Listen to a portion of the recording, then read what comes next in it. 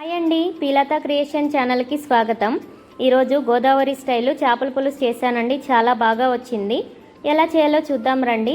Already మన ఛానల్లో Nellore style చేపల పులుసు కూడా అప్లోడ్ చేశాను. ఎవరైతే చూడలేదో వెళ్ళి చూడండి.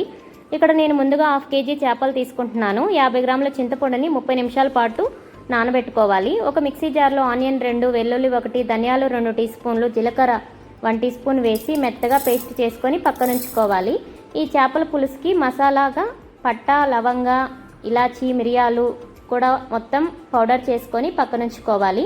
చేపల పులుసుకి ఒక ప్యాన్లో 5 నుంచి 10 టీ స్పూన్లు ఆయిల్ అనేది వేసుకొని అందులో మెంతులు కొద్దిగా, కట్ చేసిన మిర్చి 10 వేసి బాగా మిక్స్ చేసుకొని, కరివేపాకు 1/2 కప్పు, ఆనియన్ 1/2 కప్పు వేసి బాగా ఫ్రై చేసుకొని, అల్లం వెల్లుల్లి పేస్ట్ 1 టీ స్పూన్ వేసి బాగా ఫ్రై చేసుకున్నాక ఆనియన్ పేస్ట్ 1 కప్పు వేసి ఒక 2 నిమిషాలు ఫ్రై చేసుకొని మూత పెట్టుకొని మరొక 2 నిమిషాలు లో ఫ్లేమ్లో కుక్ చేసుకొని, ఇందులో పసుపు 1/2 teaspoon, rock salt 1 teaspoon, కారం 3 నుంచి 5 టీ స్పూన్లు వేసి బాగా మిక్స్ చేసుకొని, ఇందులోనే టమాటా ప్యూరీ 1 కప్పు వేసి మరొక 2 నిమిషాల పాటు మూత పెట్టుకొని కుక్ చేసుకోవాలండి.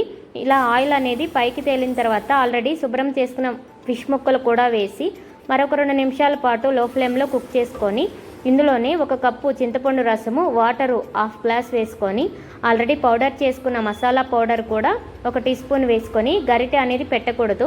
ఇలా కడాయిని కదుపుతూ బాగా కలిసేలాగా కలుపుకొని మూత పెట్టుకొని మరొక 15 నుంచి 20 నిమిషాల పాటు మీడియం ఫ్లేమ్లో కుక్ చేసుకొని, ఫైనల్గా కొత్తిమీర వేసుకుంటే ఎంతో టేస్టీగా ఉండే గోదావరి స్టైలు చేపల పులుసు అనేది రెడీ.